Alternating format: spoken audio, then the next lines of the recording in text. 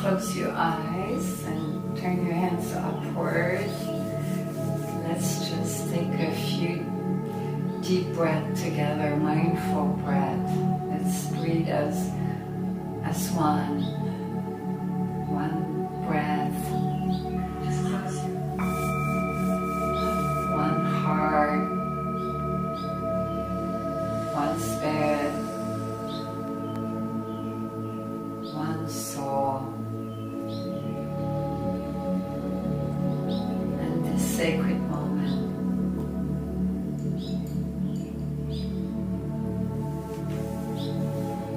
And just follow your breath from at the root base of the Muladhara, going all the way up into your Vishuddhi, into your throat chakra. Just watch it, feel it going up and down, garrising your spine, the Merudanda.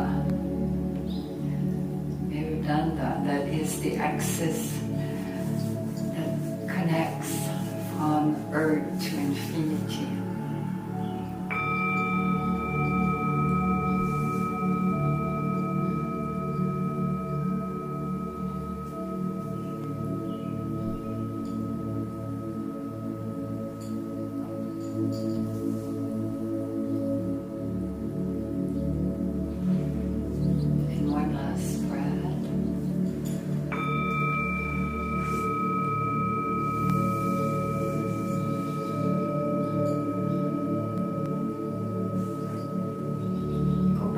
To this eternal moment of now. There's nothing else than right now.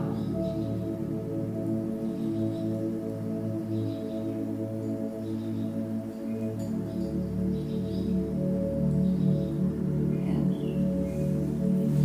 bring your attention to your Anahata, to your heart chakra, and feel divine presence, the divinity within.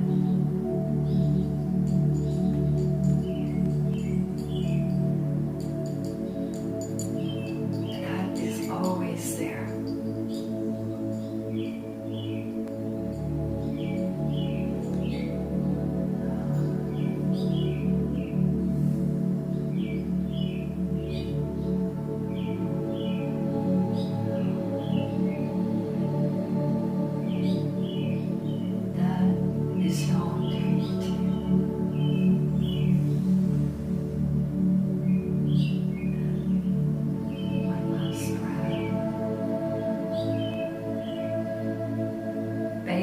In that light of your heart, that presence, just keep your awareness right there.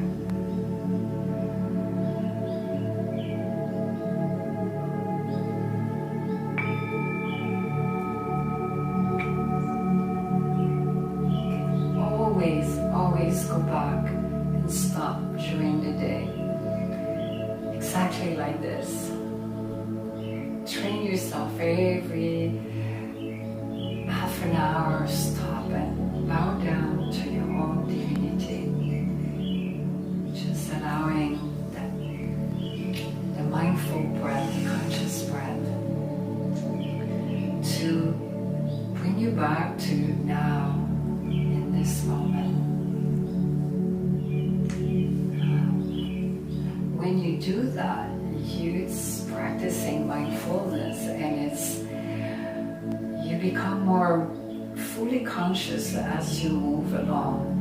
Your thoughts, your words, your action, your feelings, your emotion. And that way you can process whatever that you need to process in this moment. So by consciously living like that, you don't accumulate karma. Impossible to accumulate karma when you live fully conscious and you process it. So we'll do the incantation. You can stop the music, beloved. We're missing a few people, but we will go ahead. And the birds are singing with us. I don't know if you can hear them online. Just keep your eyes closed and just keep focusing on your breath, your conscious breath, and the divinity that abide into your shrine of your Anahata, the blue pearl that we have talked about in many times. Kapura Guru Karuna Vitaru Samsara Sarum Pujagam Naharum Sada Avasantu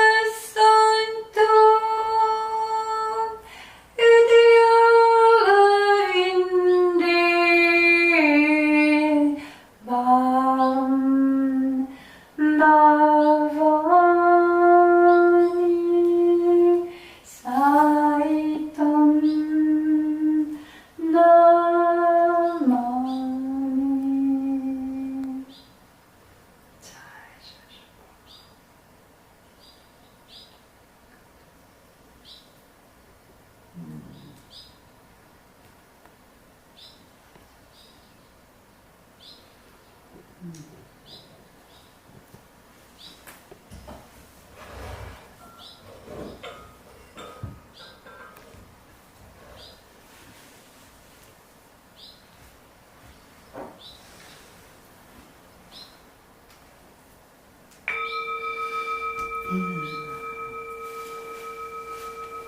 You may open your eyes.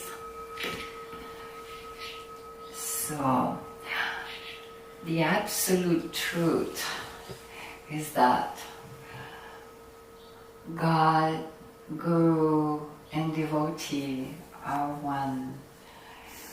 And when that realization takes place, it's easy to be on the spiritual path. We're going to talk in this evening, and we will explore. We won't go too long, and then we'll do a short series of Q&A, and then we'll go into a process. The spiritual path, so the relationship and the correlation between surrender, devotion, and the spiritual path and spiritual awakening. It's a fascinating one, and to really explore how can you make the spiritual path easy, and what are the ingredients that you can really speed up the process and not linger so much in suffering and pain. And let's define first what is the spiritual path, because there's confusion about that, and the true understanding of a spiritual path is to be in a relationship into what we call Guru Parampara, Guru Sishya, which is disciple. Jesus Christ in his own time, even him, we would say he was in that relationship with his disciple. And the same with Gautama the Buddha. So one who brings the light, the Guru, who dispel darkness and help break through boundaries and limitation and shed some light to gain some clarity. That is really walking the spiritual path. And the absolute truth is there is no such a thing. The spiritual path is a pathless path, because you're not going anywhere. It's all happening internally. But there are certain ingredients on the spiritual path and the whole spiritual awakening that can really accelerate the process and bring about self-realization and Satchitananda bliss. And what are those ingredients? And this is what we're going to look at. First of all, when we talk about spiritual path, I always say, if you look at it that you are a gardener, right? Everybody loves gardening here. How many of you do garden? Do you garden, Marianne? No? I've got plants on my deck, that's Gardening is, you give yourself completely into it. You completely forget who you are, right? Because you get so involved into working with the earth, working with the seed. You are creating, growing something. You're getting rid of the weed. That's the first thing. And so getting rid of the weed and bringing the right nutrient that will allow your garden to grow. So the garden, I love that analogy because we do have a divine garden within ourselves, and it's made out of 114 chakra, and you can learn easily to spin them so you could vibrate. Because when Devi Ma talks about vibrating higher, it's not just with your magical one, with your thoughts, your words, your action, your emotion, but it's also with your chakra. And as a matter of fact, you can move your Anahata and extend it into the world energetically. We are, human beings, are capable of doing this when at a certain point on the spiritual path, when you have learned certain aspect of how to get rid of garbage because it's really getting rid of garbage. It's just that, because enlightenment is already here in the here now. So I always say, don't seek enlightenment because it's for the fool. It's right here. It's just going attend to your divine garden and pulling out the weeds. Yes, bringing the sunshine, the right amount of sunshine, the right amount of protection, the right amount of water, the right nutrient, all of this. So what are great nutrients for the spiritual path?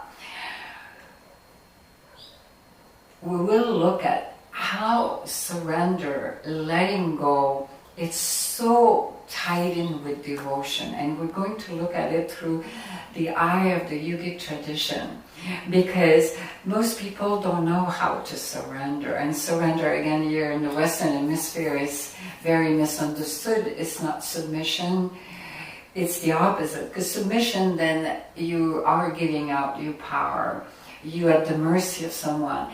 But surrender, and a better word is abandoning yourself, is a great empowerment of yourself. And I was not going to do this subject. I was reflecting yesterday, and I was considering changing it, but it's so crucial in today's world with everything that is happening. People are accumulating so much, and I thought, no, I'm not going to change the subject, because the perspective I'll bring will shed some light on, in a new, different way, about what is surrender. To be really successful with surrender, it's hard to surrender. Number one, surrender to what? An impersonal God, an impersonal absolute truth, a supreme intelligence. How do you do that? Most people cannot do that because they're stuck in their mind. But to surrender to your guru, to surrender to a deity, it could be any deity. It could be the Virgin Mary, it could be, you choose Kuan Yin. So when you bring the element of devotion, it changes everything, because devotion is the elixirs of the divine nectar. When you madly fall in love with that object that you can devote your heart and soul and spirit to it. Can be just your spiritual teacher. But remember, God, Guru, and devotee are one. And it really is a tool. Use it as a tool to empower yourself. Because to bow down, and we'll explain more, devotion is not just bowing down physically, prostration, or doing puja and doing offering. It's really beyond that. And it brings to the point that in a deep state of surrender with this devotion is you offer yourself to the divine. And if you cannot bow down to the divine, to God or Guru, you can bow down to your own divinity, to your own inner Guru. That's very hard for most people. But when you have a divine person who you can just, I throw everything at you, I bow down, and doing it physically and having this loving devotion in the heart, bring that new dimension, because especially with a deity, because you allowing ego, personality out of the way, and you allowing a higher intelligence of a different dimension to come and take over you. Amrita, it's a little story. Amrita, she grew up and she was very in love with Shiva. And Shiva, she adored Shiva and she had this deep devotion. And she wanted to build a temple for Shiva, but she couldn't do it. She did not have the financial means. And in the land where she lived, the queen was very powerful and she was very healthy, very wealthy. And she decided she was going to build a temple for Shiva. And she did. They did it for decades in this phenomenal temple, and it was growing bigger and more beautiful. And then one night, the queen had a dream. In the middle of the night, Shiva appeared in her dream, and he said to her, he said, "I'm very sorry, but I'm not going to come to the launching of your temple." Because she was praying Shiva and wanting for him to come at the launching of the temple. And so Shiva said to her in her dream, "I'm sorry, but I'm going to a different temple." And he said, "I'm going to Amrita temple." And so she woke up the following day and she was frantic and she said, "Oh my God, I had a nightmare. We're just about to launch the temple. Everybody in the village and the land are going to come, but Shiva is not going to come." He said he was not. He said, "I can't believe this. This is a nightmare. I've been praying, asking for so long." And that day, when the day came for the launching, Shiva went to Amrita temple, did not go to the queen's temple. Amrita had built a temple within her own being. Her heart had become her shrine.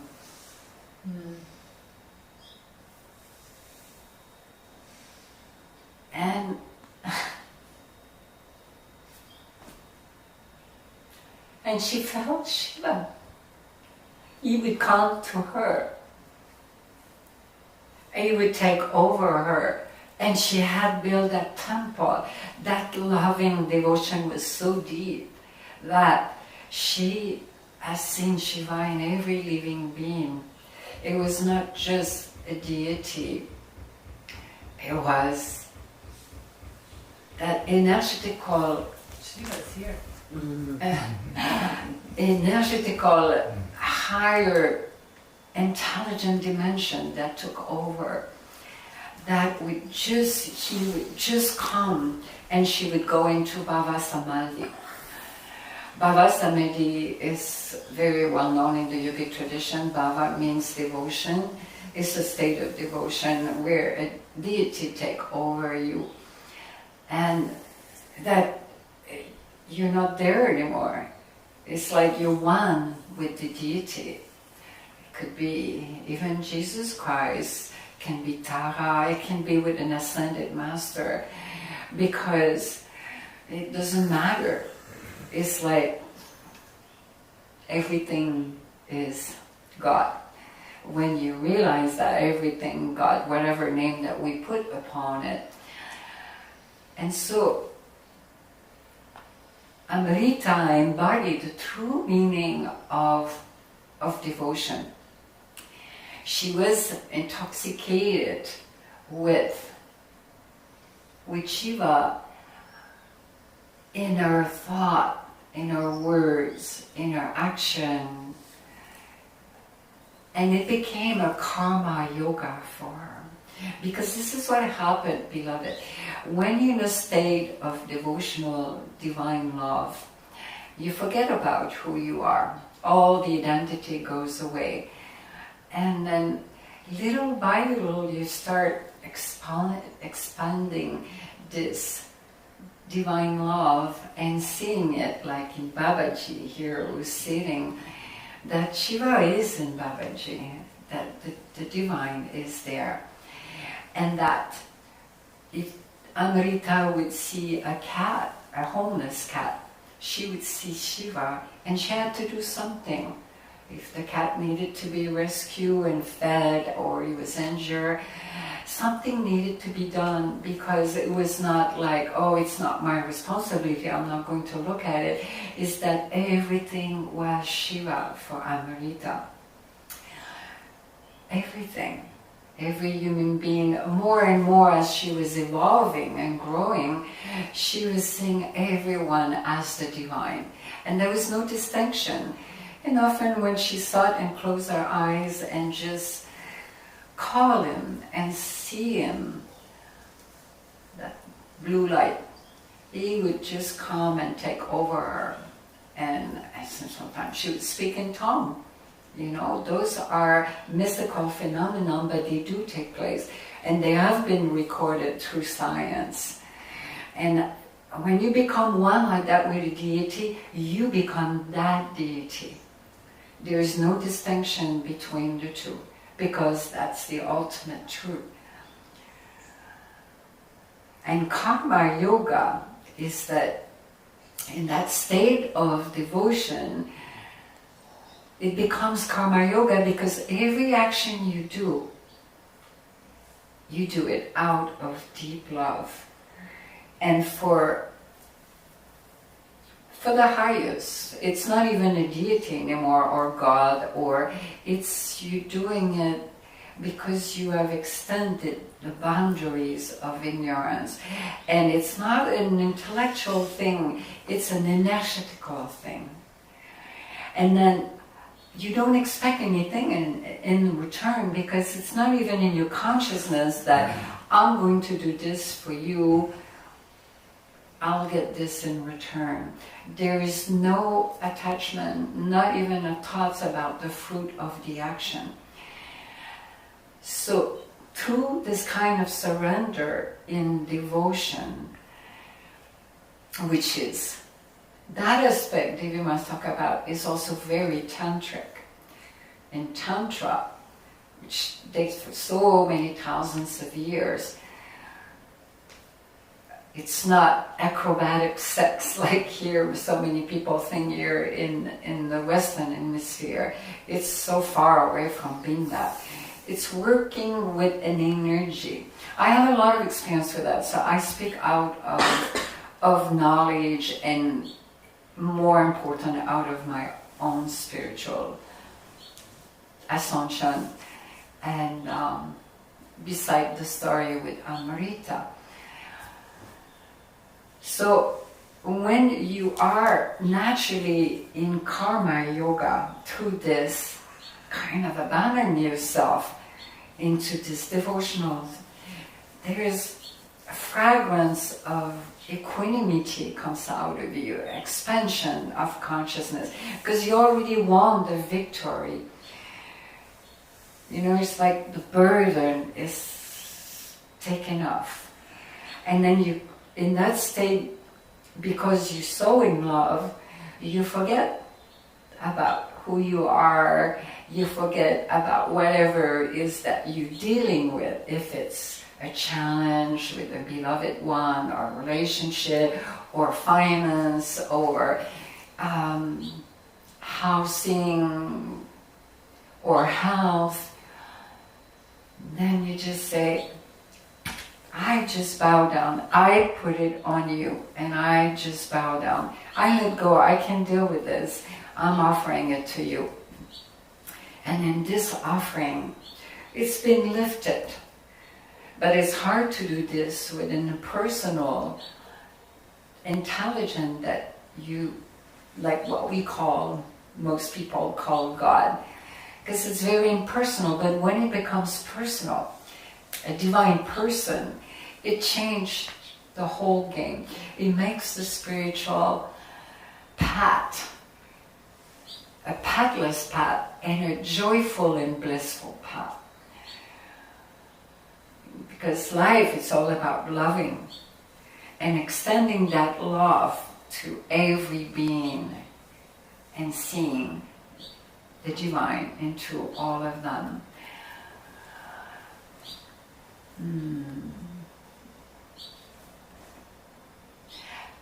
Tantra is a very powerful path, but within Tantra, everything is there too. Bhakti, karma yoga. So when you attend to your divine garden, it's important to have the right concoction of ingredient. You know, for some people will need a little bit more bhakti, a little bit more love, devotion. Some people will need a little bit more tantra. And some other will need more meditation, more sadhana. In my experience, in my entourage, I would say most people need a lot of sadhana because they have accumulated so much and they don't know how to surrender. You see, this is what happened, beloved. When you don't surrender, even on a daily basis, abandoning your bags, it's like they get bigger and bigger. And what's in the bag is karma. There are samskara, the impression, constantly accumulating, and the vasana. Remember, the vasana becomes, the samskara tendency becomes the vasana. And then the bag gets bigger and bigger. So it's a very powerful practice to surrender in devotion. Use it as a tool without putting a judgment on it. Oh, but I don't have that tendency of being devotional, because it's not true. Everyone can be devotional. We all have it within ourselves. It's a natural state for us to be in a state of loving, because it's our true nature. It's very easy. And it's what's lacking on most people. It's like salt and pepper. Food would be very bland without salt and pepper, wouldn't you agree?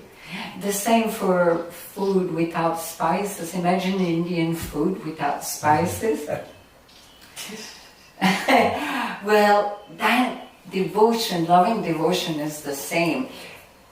In the surrender, in the offering of yourself. Make it a practice every day to bow down and to offer to whatever you choose.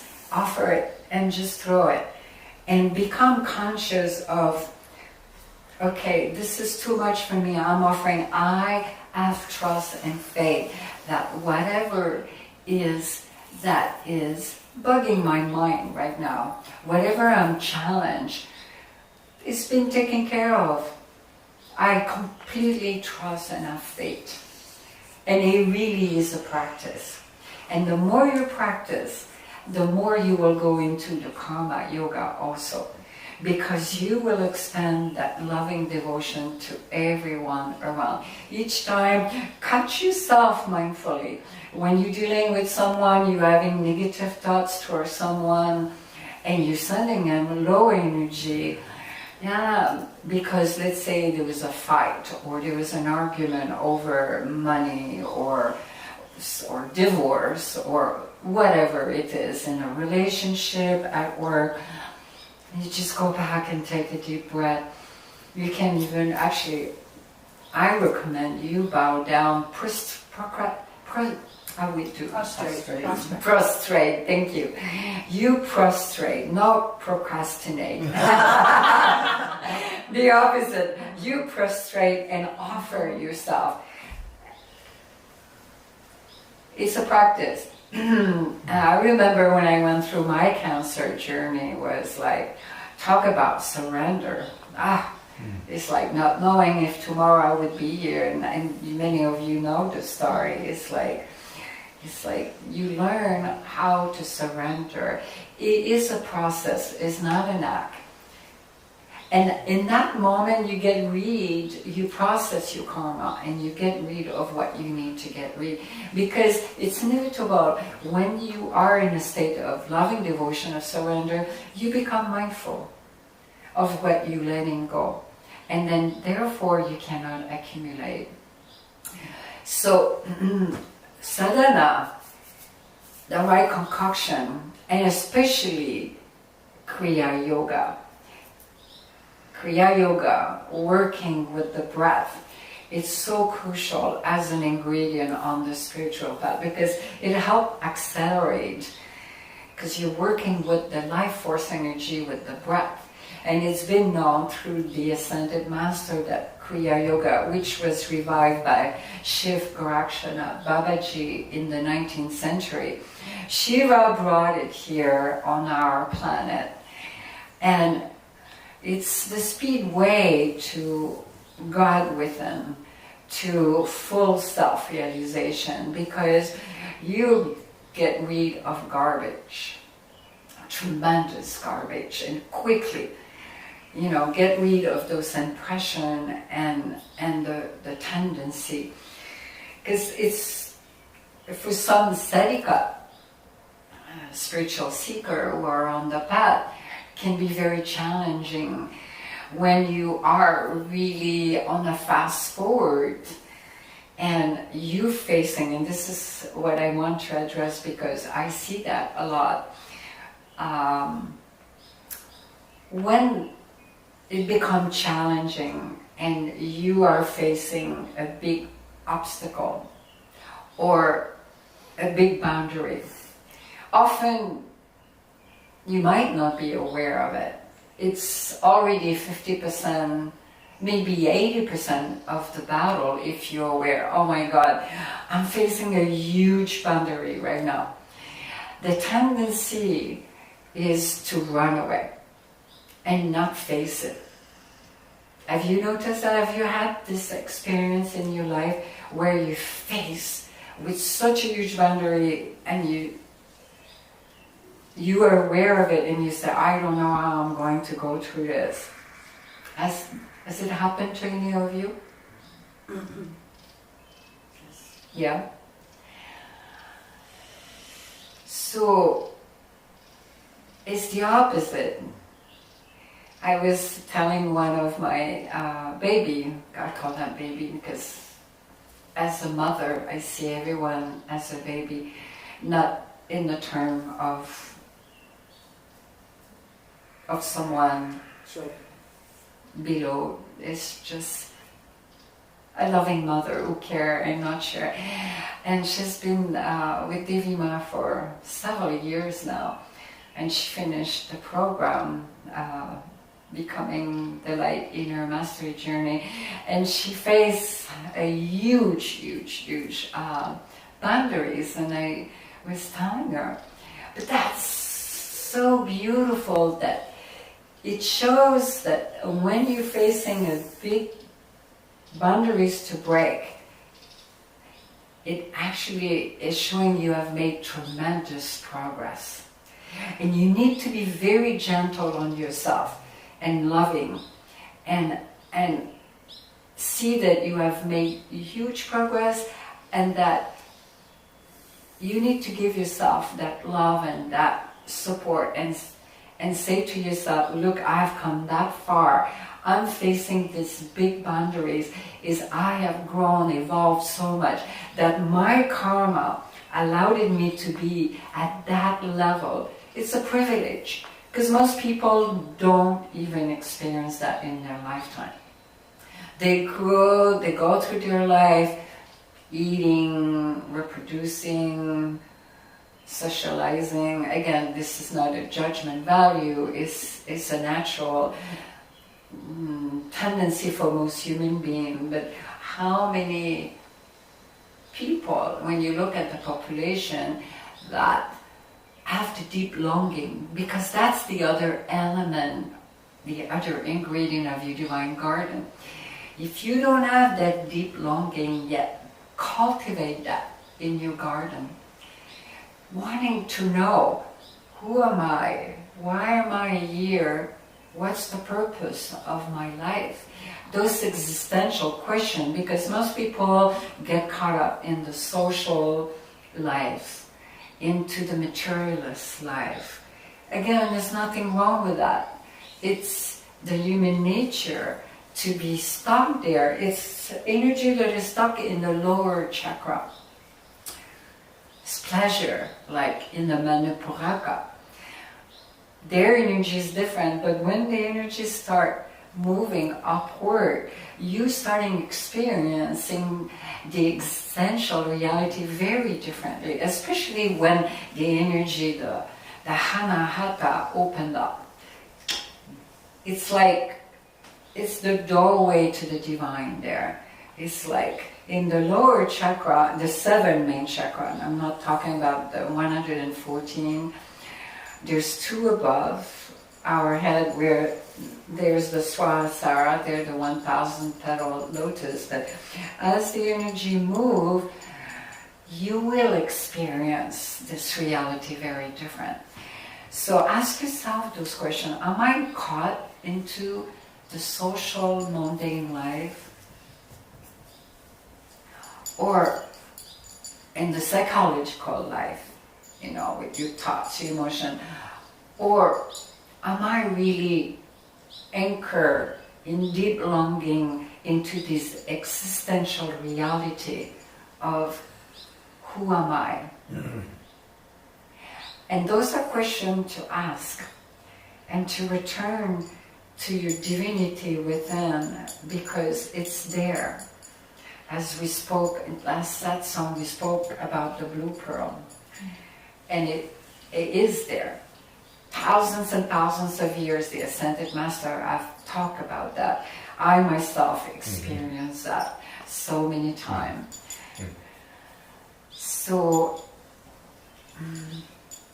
let's do a Q&A question. I'm sure I forgot several things, but the point to remember is, when you're facing about a big boundary, embrace it. Embrace it and tell yourself, I'm about to transcend something really big. I'm about to really burn tremendous karma that is going to free me. It's going to free me more and more and more. Most people, what they will do, they escape it, and then I have seen people who would drop the spiritual path. And they give up. They stop meditating, they stop doing sadhana, and they find themselves 10 years later. Oh my God, the ton of karma they have accumulated. They can't live with themselves, and they realize that maybe they made a mistake, but because they're suffering, they're still caught up in samsara, in the suffering. Also, the sadhika, the spiritual seeker, will look to most people who are the lay people who are not on the spiritual path, especially if you're on a fast forward when you do kriya yoga like this, siddha satchitananda kriya, and we bring all the elements that we have been talking about, because it's many ingredients, and the right concoction is all of them, but for some people will be a shorter percentage. For some people, bhakti might be even more.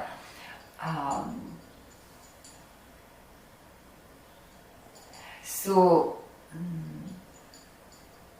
ask yourself those questions. Embrace that moment that, wow, the divine brings to you this phenomenal boundaries to break, to set yourself free. And don't run away, beloved. Face it now, because if you don't face it now, it's like cancer. It will grow. And it will get bigger, bigger, and bigger. And then eventually, it's not that you're wasting time, because time and space does not exist. That's the absolute truth. And it's like when we breathe, there's only one breath. But what happened is,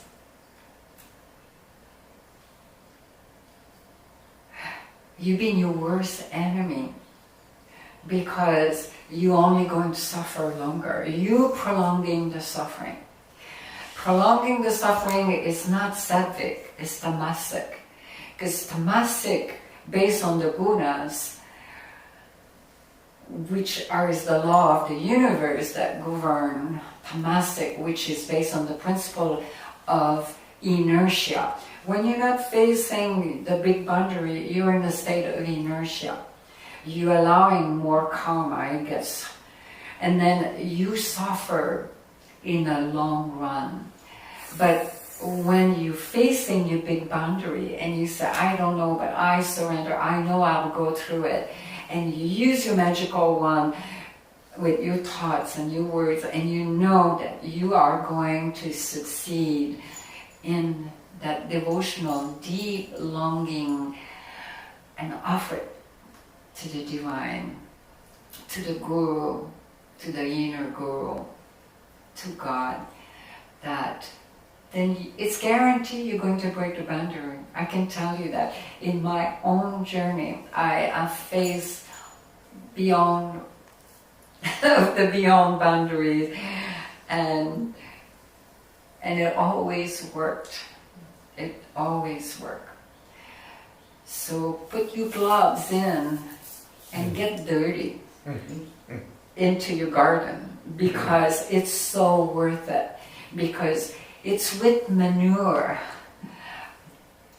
rich manure, that the most beautiful plant comes out, the most delicious fruit. The same with the lotus. A lotus grows out of that mud. You can't have a lotus without the mud. And so don't be afraid if there's mud in your life. Just be the divine alchemist, gardener, and just turn that mud into a most intoxicating fragrance. So let's take a few questions, and before we do so, look at your heart right now, just for a moment. Ask yourself, am I feeling the longing? Do I want to know?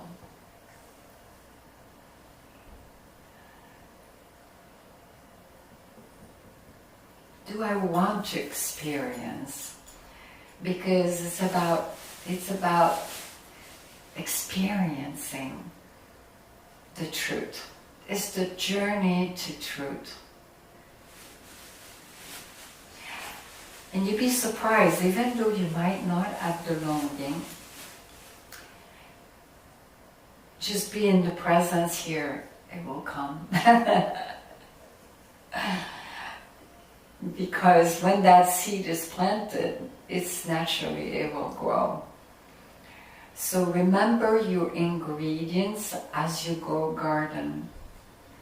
And enjoy the gardening. Chant. That's another great ingredient.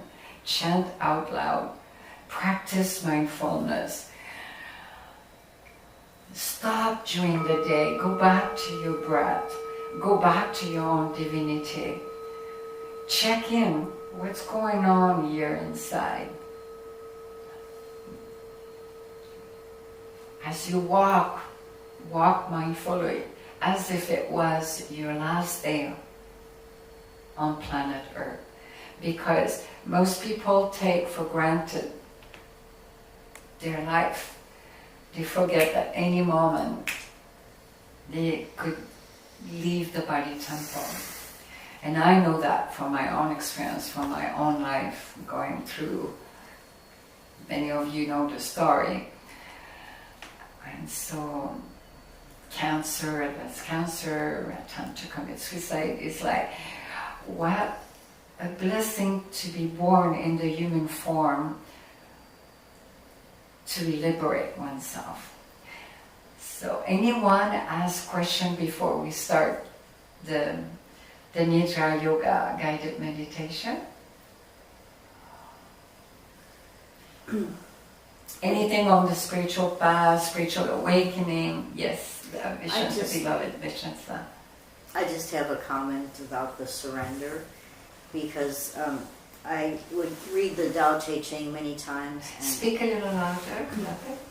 I just have a comment about surrender. Yeah. And I've read the Tao Te Ching many times, and one thing that really, really touched me very deeply was it said that work is done and then forgotten, therefore it lasts forever.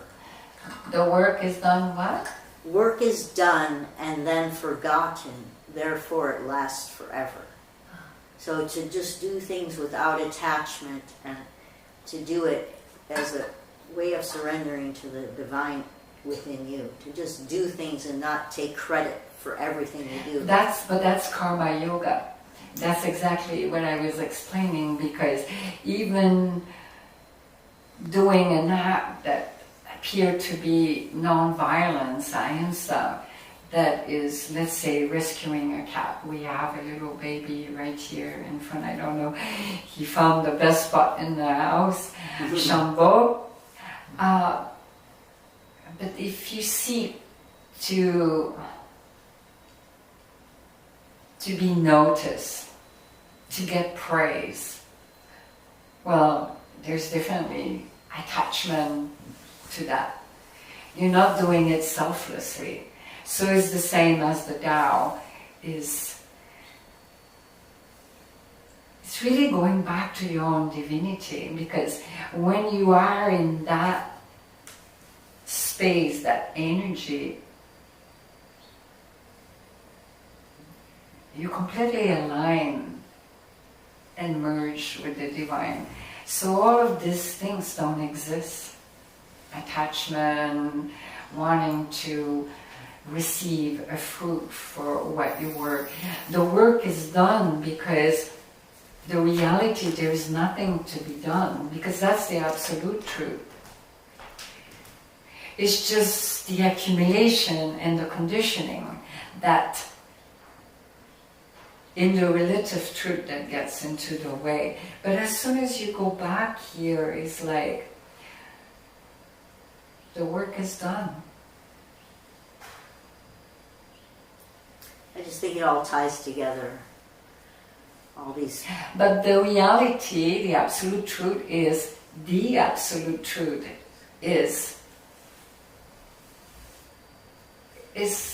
eternal, immortal. It doesn't matter which tradition, if it's the Tao or the teaching of the Buddha, or it's the truth will always resonate, the truth, when we talk about the absolute truth. So Jesus Christ spoke in his time with parable. He had different way of reaching his disciple, and he did say, and this I will give you a beautiful example of Jesus Christ, what he said on surrender. I love it.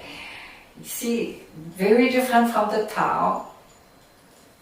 He said, let the little children come to me, and don't injure them, for the kingdom of God is for these I don't know if any of you know this, but he was saying the same thing. Children are in a state of surrender. They are in a state of abandonment. They are in a state of wonderment. And that's the secret. If you are in a state of abandonment and wonderment, and you use it as a tool, the kingdom of God is right here, right now, accessible for you. It's that simple. And that's Zen. It's the same. Zen is to make that distance from your mind and to experience that divinity within. Anyone has a question online? Yeah. Yeah, please. What's your opinion about prayer? My opinion about Prayer. kriya yoga? No, prayer. Prayer. Oh, prayer. Oh. Well, first of all, Devi Ma does not have opinion. Opinion comes from accumulation and conditioning, and it's loaded with personality. And so I don't have opinion. But if you ask, what is prayer? How do I experience prayer? That I can answer that. And I would say, prayer is who you are, beloved. It is how you go on a moment-to-moment basis with your thoughts, your words, your action, and your emotion that create your energetic field. If you vibrate and you maintain the highest thoughts for every living beings, and you, as you pray, in that moment, let's say someone in your family is healed, has cancer. Even if that's stage 4, I should give you an example, like I was very advanced. I didn't tell a lot of people because some people can unconsciously project negative thoughts. But if you think that person is going to die because they have cancer, and you think that way, that's the opposite of prayer. But if you are thinking and closing your eyes, and you go back to your own temple, your own shrine, and you connect with the higher power, and you say, I see my beloved heal, completely healthy. I am so grateful, and I bow down because I know my beloved is healed in this moment and is completely recovering. That's prayer. Prayer is not begging. It's not, I want this, I want this, I want this, because then that becomes like, I want this and I'll do that in return. Then that becomes like a transaction. Prayer, in my experience, because I always pray like that. You could call it something else. You could call it invocation. It's not begging. It's claiming your right as a divinity, that you have that inner power to manifest in the universe the highest good for everyone. You see what I'm saying, beloved? There's a big difference. Praying is, please God, give me this. Please God, give me that.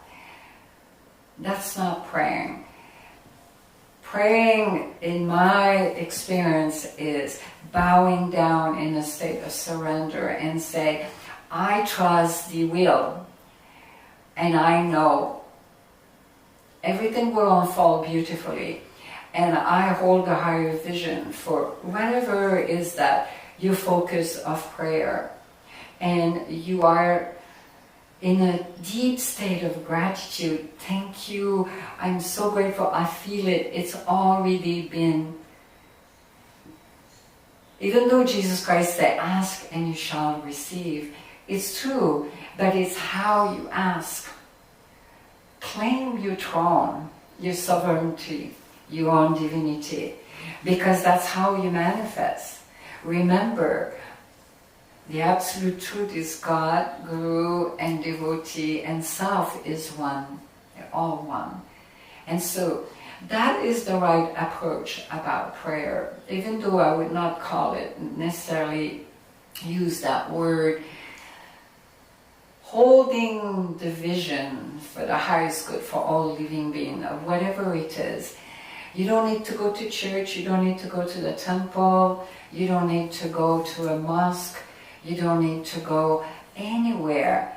Right here in your own inner shrine, you could be 24 hours a day praying. Did you know that? Mm-hmm.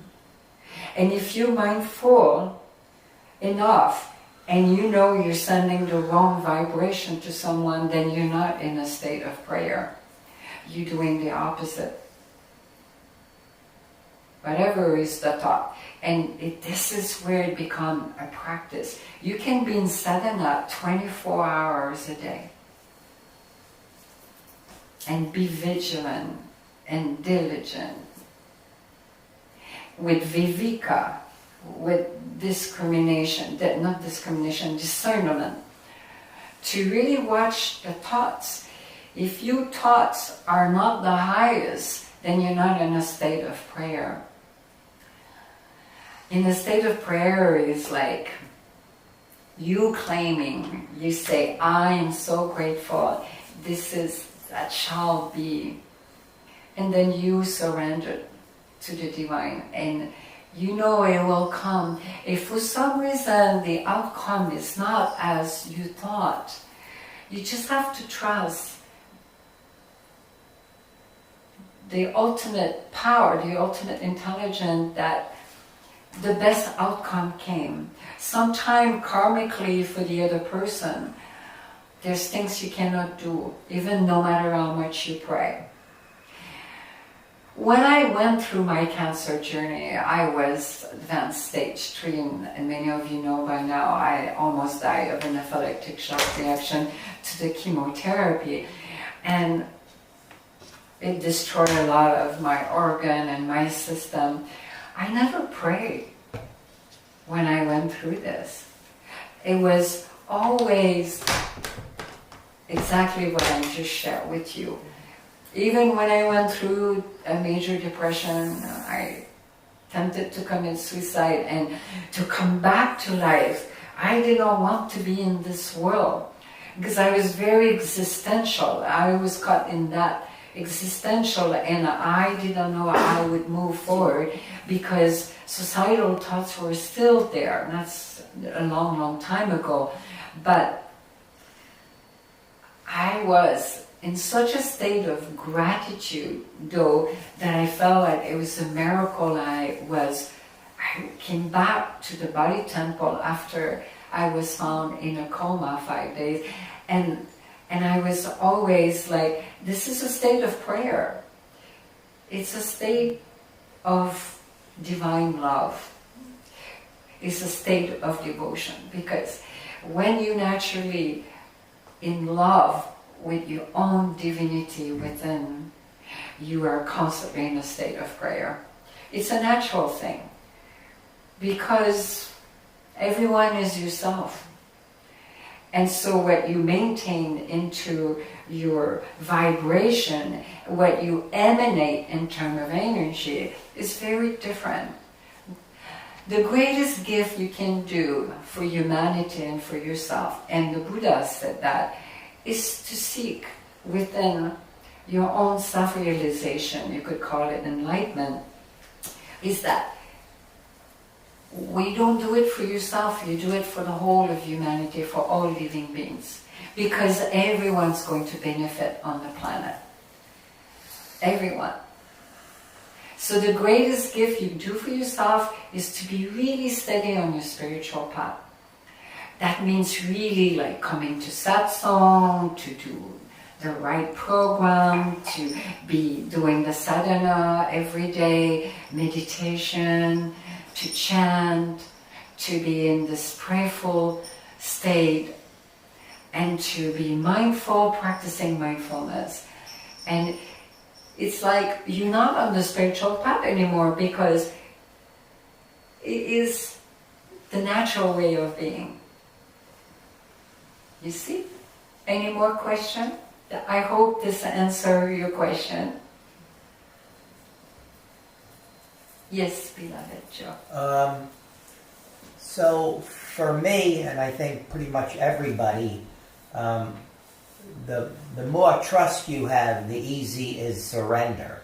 If there's total trust, then surrender is totally effortless, right? And I've been in circumstances that were challenging, and I had trust that no matter what happened, it would be for the good, right? Absolutely. So then it was effortless, right? And then other circumstances, I don't have a trust that whatever will happen will be for the highest good or my good. And then surrender is challenging, difficult, right? So then the question is, you know, that's the equation. Trust, a degree of trust equals surrender. You know, how do you surrender if you don't have trust, or how do you get more trust? Absolutely. That's a great question. And this is something that I can speak with my own experience. Trust and faith grow with time as you go through more breaking the boundaries of limitation.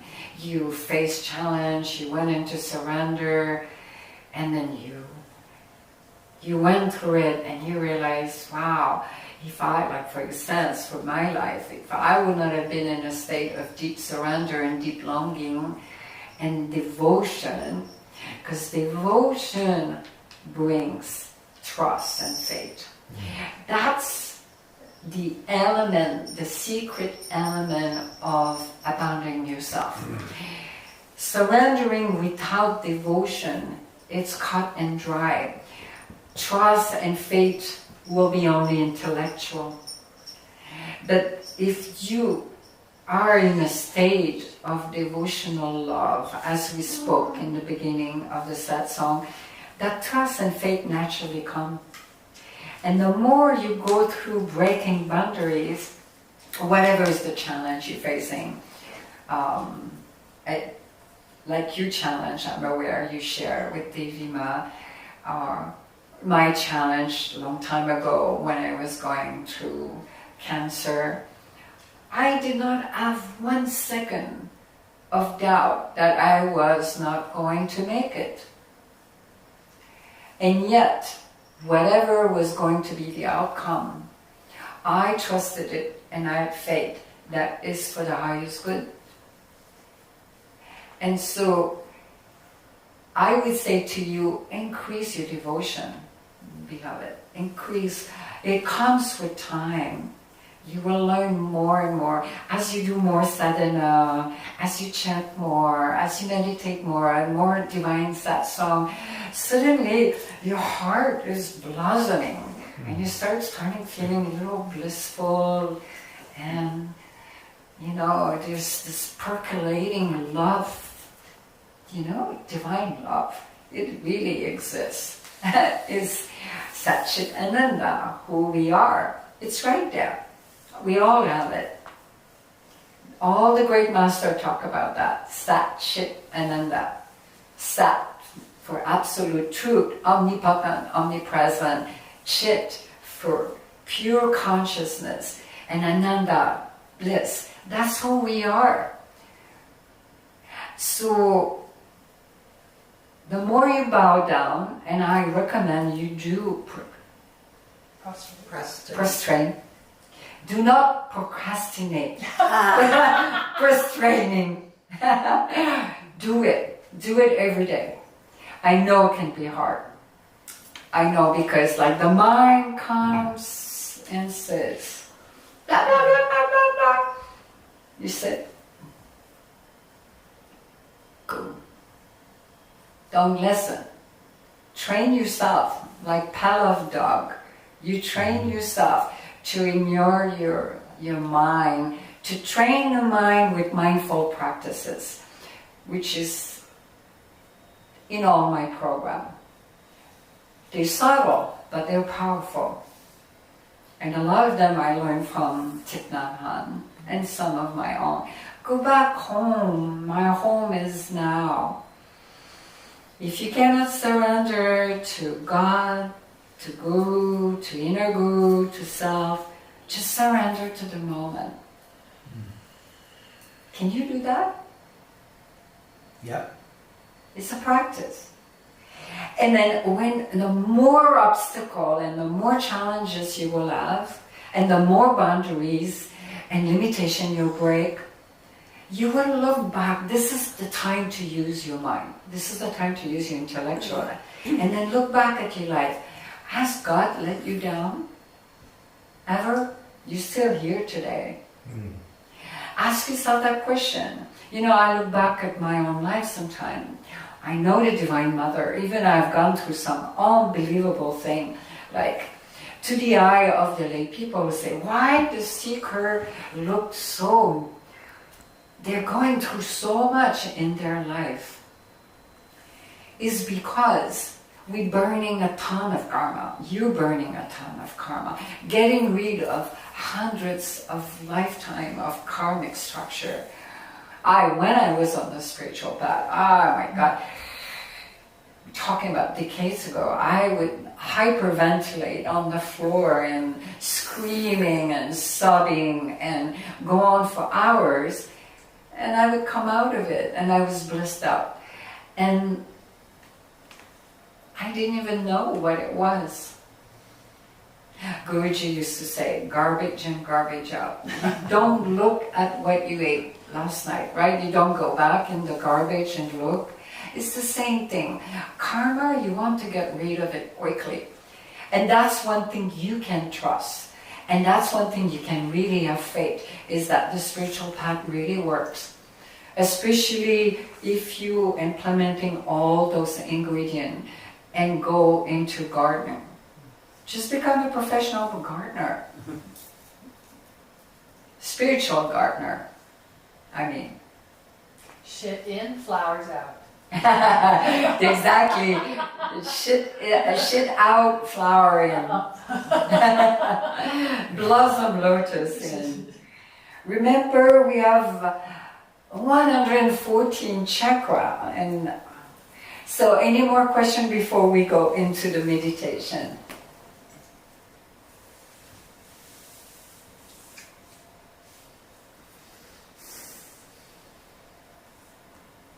Online?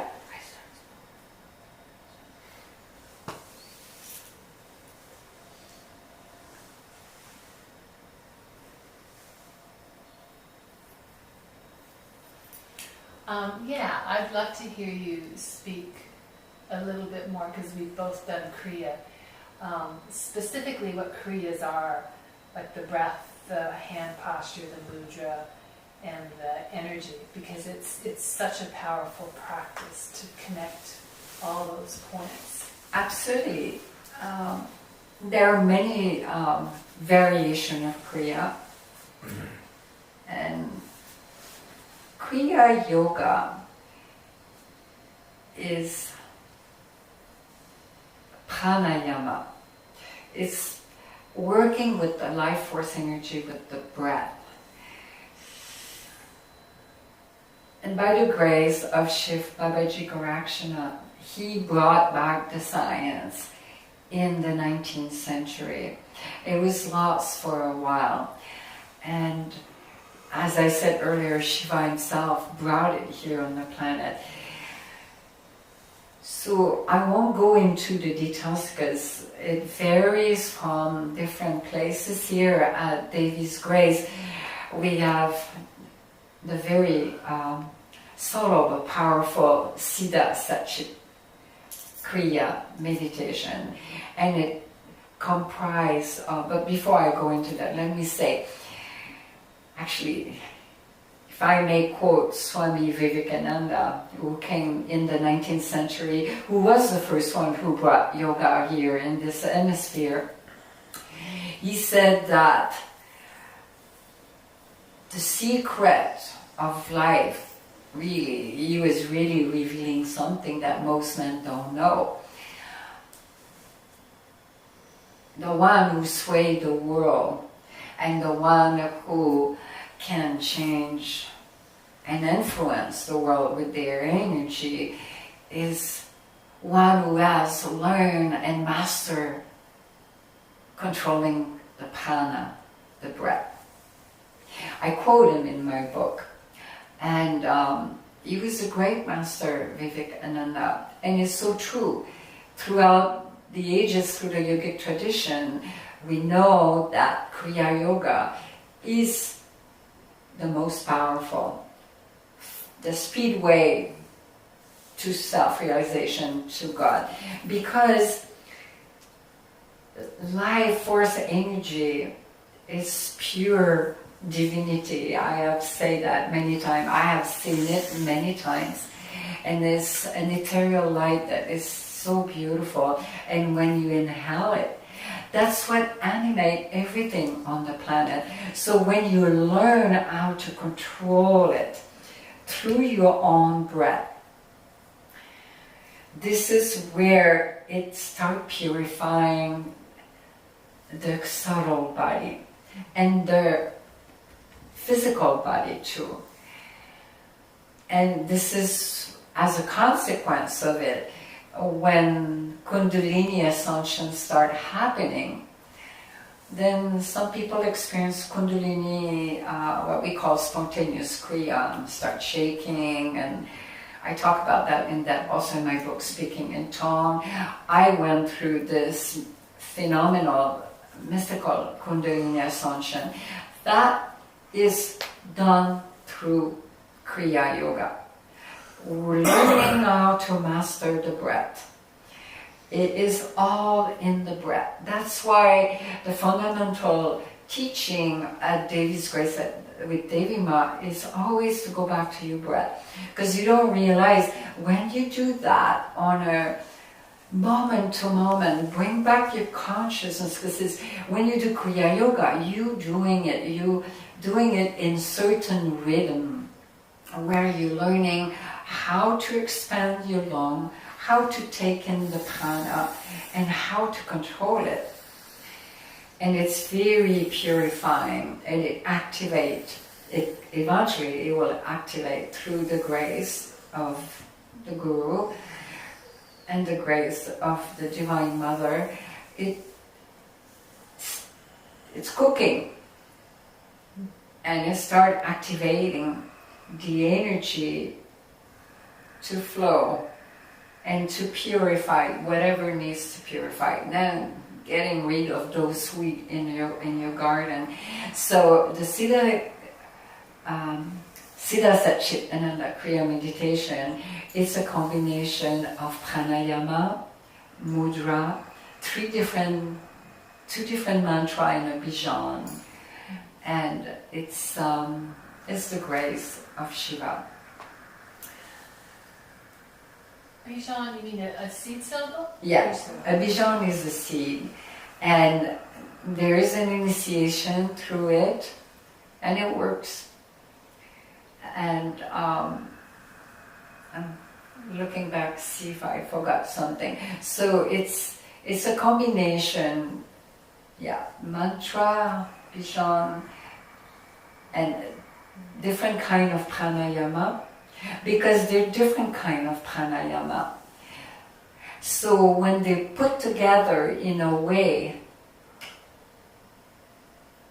it's the magic of Shiva. That's all I can say. Did I answer your question? Yeah.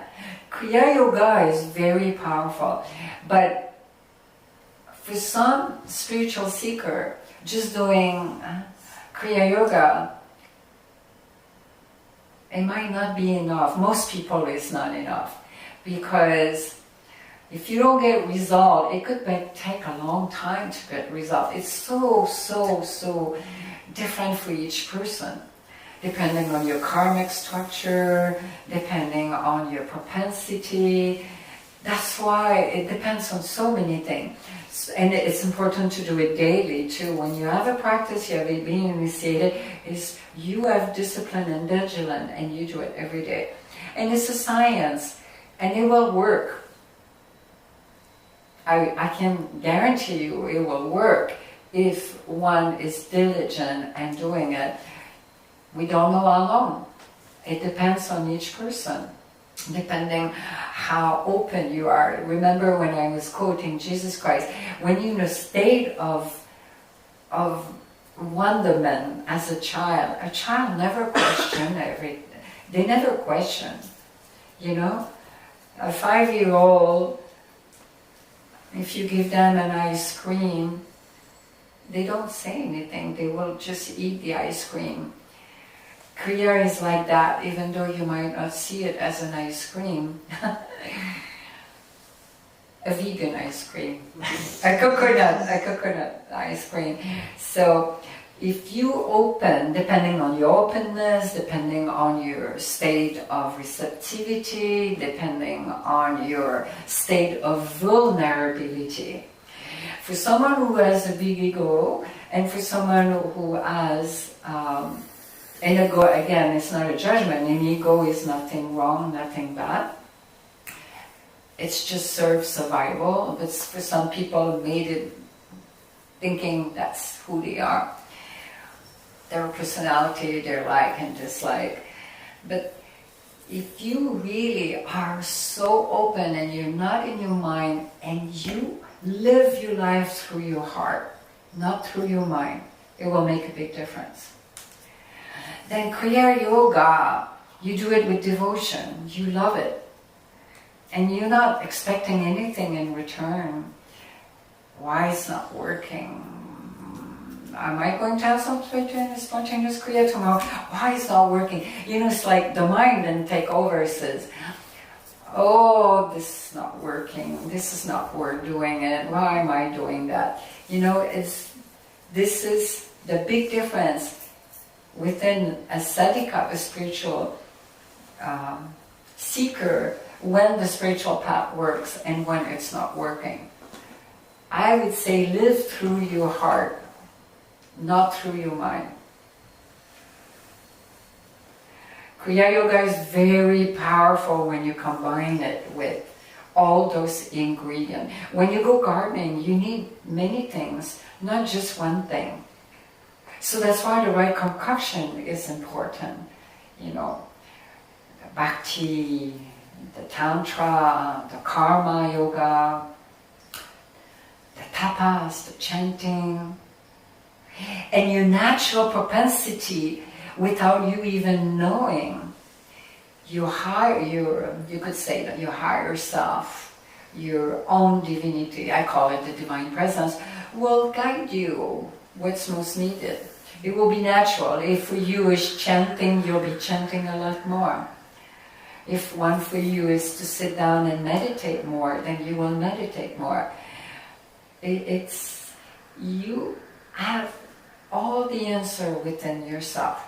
If it's practicing more mindfulness, I cannot stress how important it is to have mindful practices. This is what I have discovered and has been revealed to my being. When you put all of this together, it goes fast. You will start feeling lighter and not being caught up so much into suffering, and you'll be able to start inhaling your own aroma, your own amrita, your own essence. Okay, and last question, and we're going to do the meditation. Maybe there is not any question. I hope I have answered.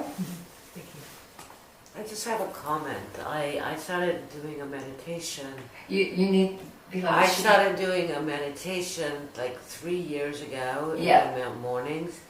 And sometimes I get rushed and I miss it. I say, oh, I'll find that time again sometime during the day. My day never has the same rhythm. And when I start my day off in that quiet moment, and it is, it's true that it's kind of aligns you. Speak a little louder. It aligns you. And the days are so busy, they're so hectic, there's so much going on that I can't imagine now how I functioned before I started meditating. Well, the way you wake up, you brought up a very important point, because the way you wake up is the most important moment of your day. Wake up with a smile on your face and go back to your breath right away and say, thank you, Divine Mother, to be alive today, to be breathing. And send the intention. I do that every moment. I send the intention that I have 24 hours in front of me to bring the light, to emanate high vibration and divine love to all living beings, to my entourage, everywhere I go. May my breath and my life serve the higher purpose for every living being. And I offer those 24 hours to the Divine Mother, because part of surrendering is offering yourself. And then start your day like that. And first thing, as much as you can, go into your shrine, or if you don't have a shrine, create an area where it's like an altar where you can go do your sadhana and start your day like that. Because it's set your whole day. And then during the day, go back to your breath. During the day where it gets like, train yourself, put a little bell on your computer, or if you hear the telephone ringing, close your eyes, take a few deep breaths before you answer. This is the bell of mindfulness. You can have all kinds of things, like, or have statue like Buddha each time you pass in front of it, or a statue of Kuan Yin or Shiva or Tara, doesn't matter. Each time you pass in front, it's a reminder. Stop, take a deep breath, go back to your breath. You'll be amazed how your energy will change throughout your day. Instead of being in that frantic mode, it makes a huge difference starting the day as soon as you open your eyes and offer yourself and send that invocation. Like when you stop during the day, say, my home is now. I am one with the whole universe. And then it's that you bring the attention on your breath, because it's about bringing you back to the moment. My home is right now. There's nothing else right now. It's fun to set my friends who are monks, they used to set their digital watch. And they would have it like every hour or every 15 minutes. And You go definitely. and Yeah. you're like, oh yeah, and it was great.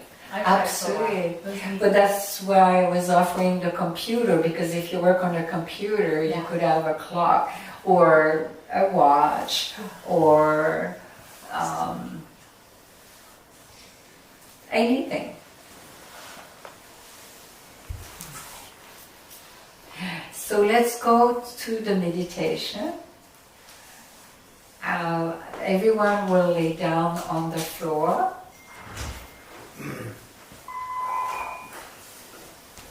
And let's put the music. Anyone online, just make yourself completely relax on Shavasana and turn your hands upward.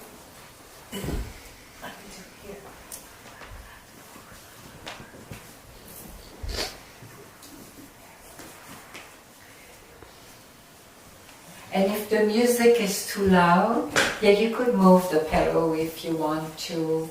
You can come up front as well if you want.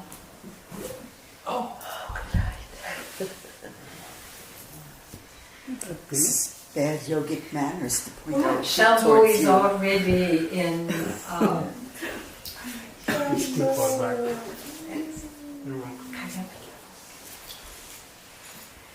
So we need the music. It's coming. Okay.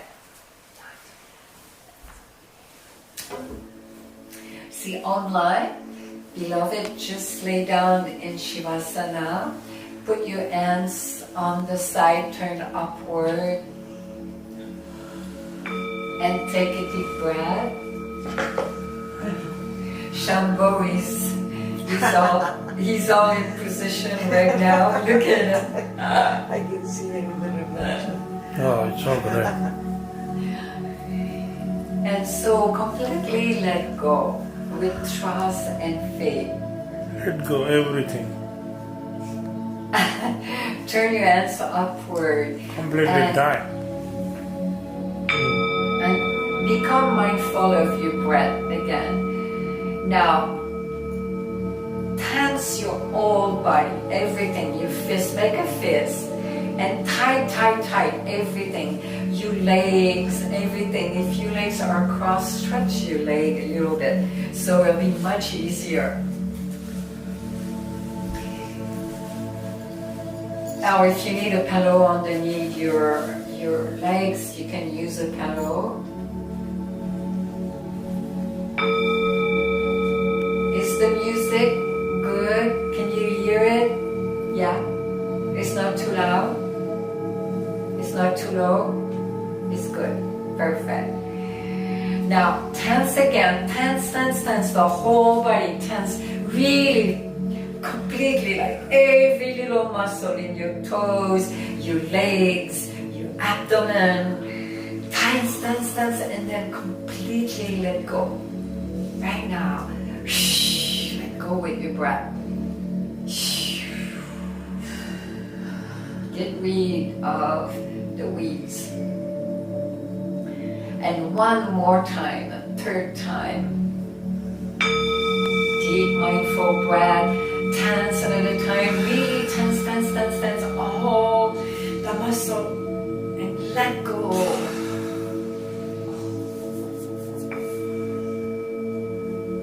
Now see yourself on a beautiful white sandy beach. You're completely alone and it's early morning, the sun is bright and yet is soft. And there's beautiful palm tree, long palm tree. And that beach is really long, stretchy, white beach. And you're walking barefoot. You go one baby footstep at a time. Feel the sand with your feet. You're walking mindfully, caressing Mother Earth. And then you feel, you can smell the ocean. It's turquoise blue. And it's so soft and gentle. And you're walking along.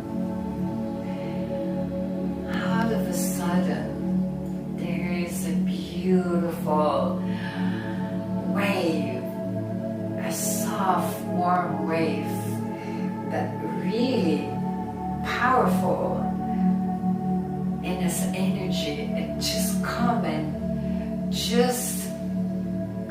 caress your body, temple. And as it breathes on you, suddenly you see the body temple is dismantling. Your hair is vanishing, your head, your eyes, every little particle are being blown away with the breeze. Your hands, your skin, your arms, your legs, everything is blown away in the breeze. Your heart, your lungs,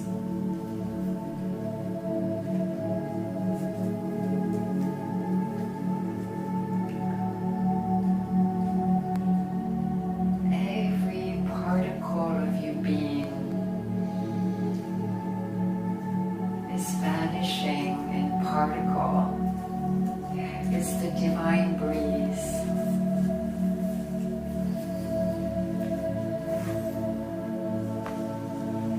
I would say that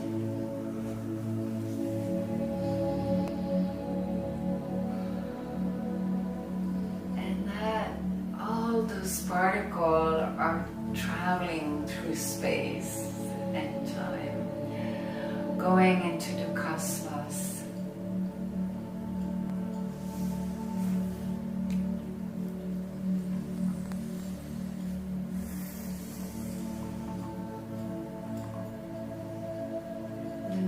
Is a little too long.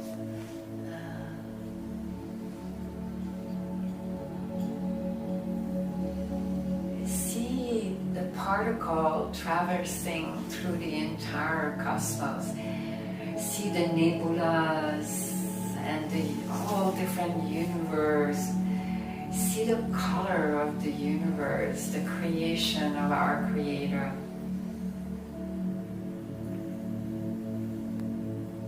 I don't hear the music.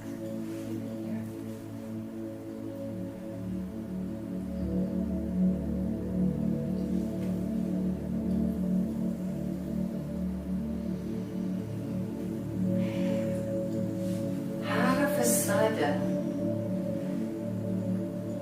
you see all those particles swirling and swirling and swirling and swirling.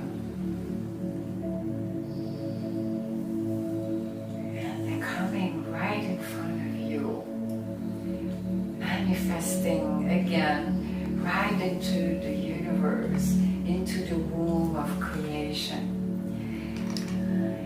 And what appears in front of you is a deity.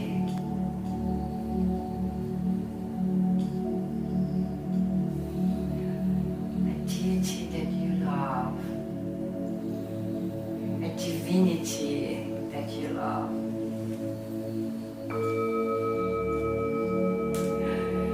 See the light, the rainbow of light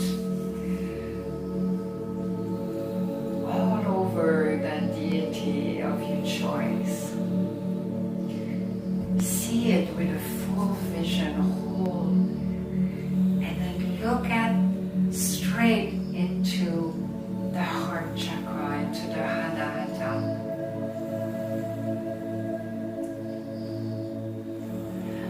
You see a beautiful white lotus.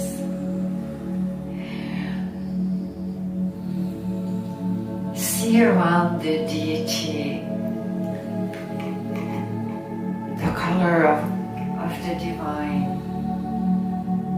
Blue, white, yellow, orange, red, blue, green,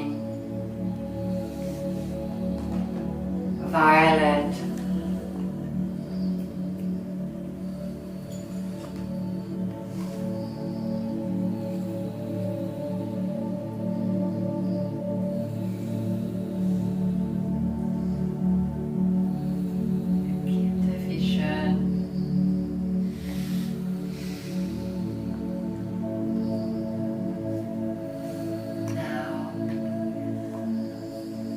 white lotus starts spinning and spinning within the shrine of your deity. And it throws light all throughout the cosmos.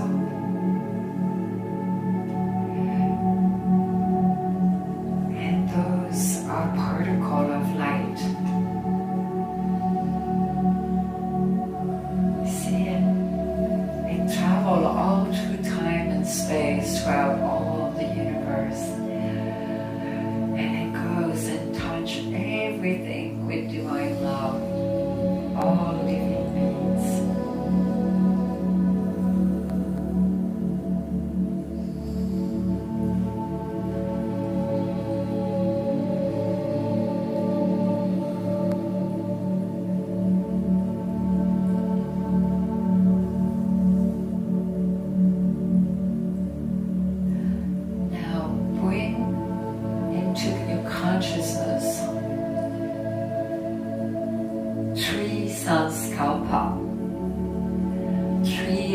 intention of the highest good for your being and for humanity.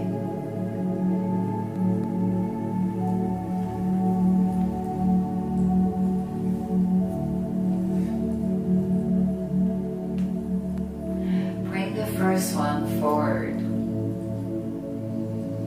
Visualize it, see it, every details of it. Even if you're not sure how to visualize, pick something that represents that sankalpa.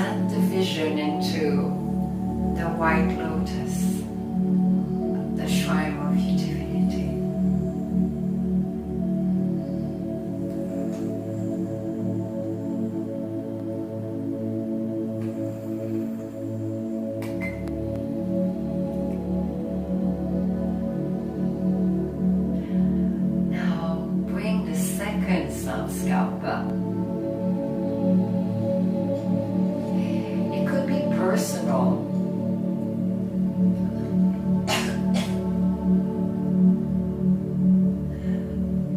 Because something personal can serve the highest good too. So bring it to your third eye and see it.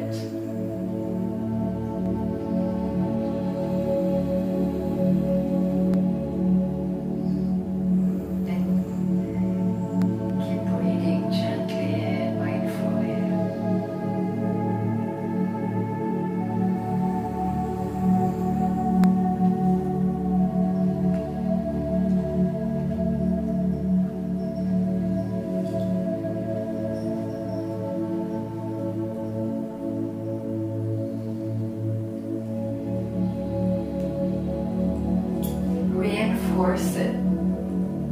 See it alive. And bring it forward and offer it to the lotus of your divinity.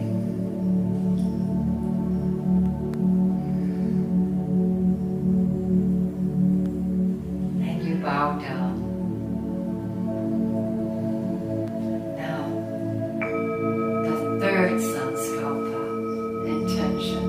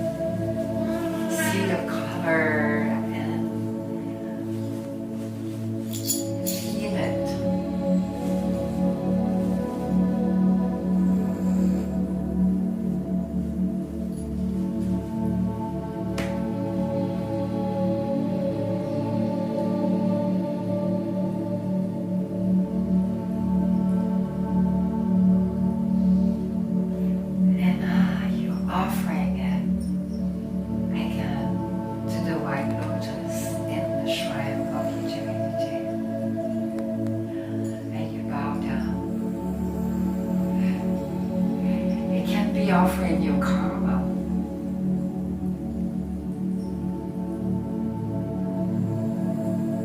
It can be anything. Nothing can stop you into creating the sankalpa you want. Now reinforce the three of them. Go back to your first one. See it right in front of your third eye.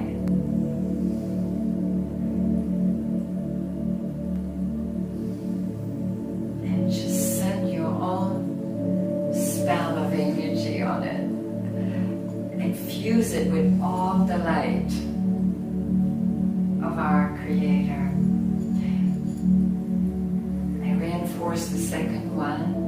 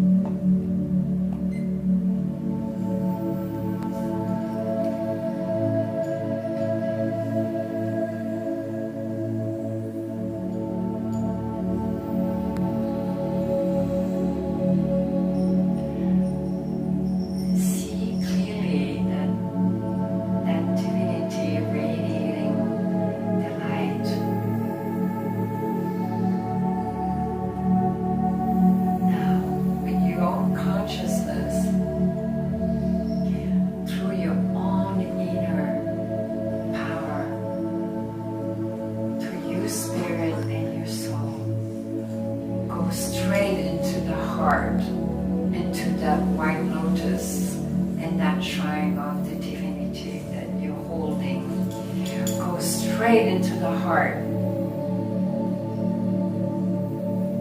See yourself within that shrine. See you are in the white lotus. Embrace by divine love.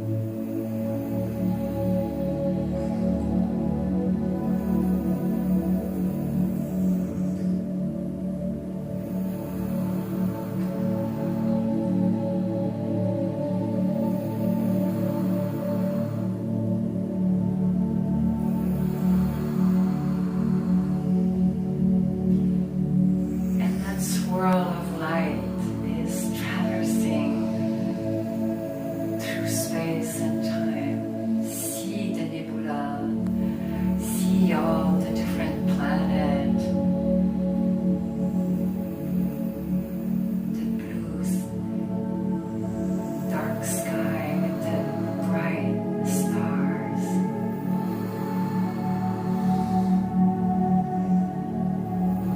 You, the divinity, is flying through.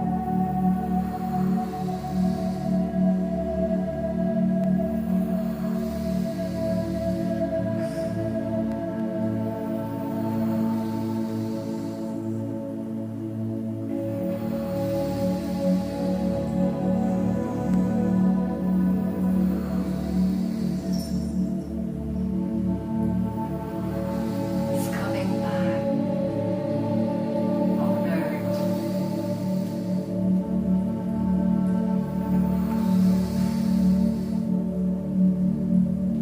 Slowly, the swirl of particle, see it spinning. It's coming back on the ocean and landing right on that beautiful sandy white beach. And it's spinning and spinning and spinning. See the color spinning, energy is flowing. And a new body temple is being created. And see your new heart and new lungs forming, a skeleton forming, a circulatory forming. I see new lungs to breathe, a liver, see kidney, a stomach, intestine, reproductive organs, new eyes to see the glory of the divine and to see with clarity, new ears to hear the truth, a new tongue, a new mouth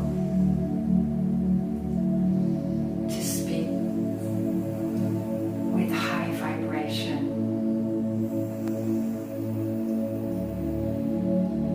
to speak divine love, a new heart to love with divine love and embrace everyone as the divine, as your deity. Look at your heart, beloved. See that in your heart is that divinity. That white lotus is right there. That you are that divinity.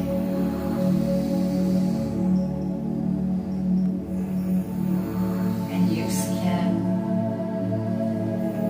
your arms, your legs, so you can walk mindfully on planet Earth, on Mother Earth. Your arms to embrace everyone with divine love.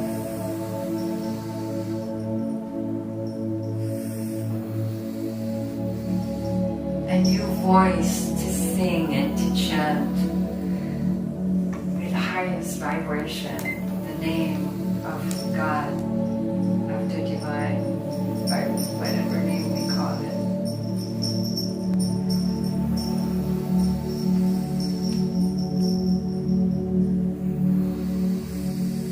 A new breath, a new energy, a divine breath, a conscious breath.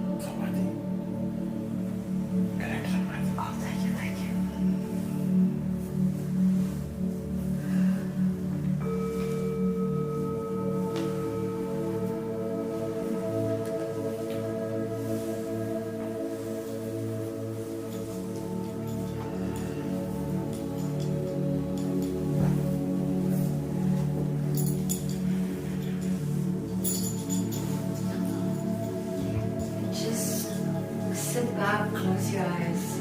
Just breathe mindfully for a few breaths without talking, without being distracted.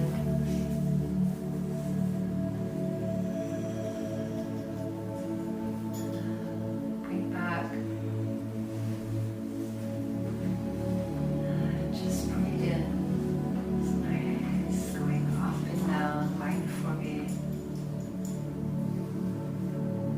Put your awareness on your heart. Now, with that awareness, take your heart chakra, that is the shrine of your divinity, energetically with your consciousness, extend it, throw it into the universe.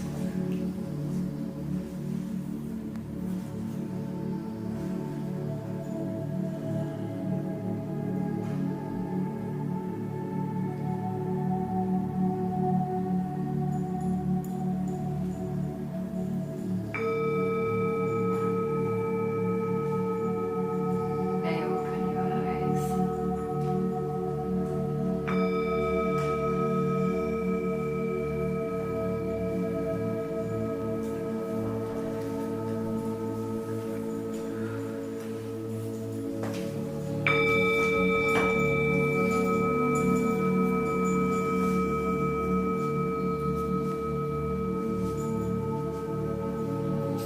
Okay, can start the music.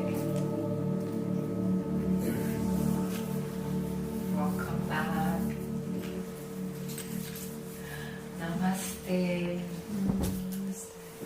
Namaste.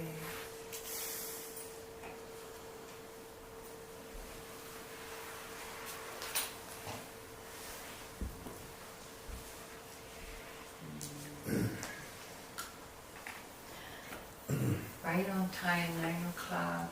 Wow.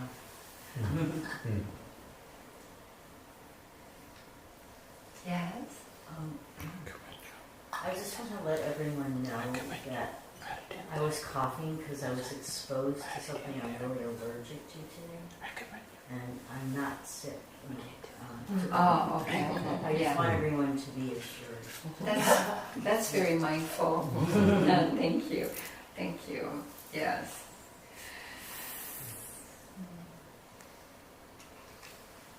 So we'll have tea, and remember you got a divine garden to attend.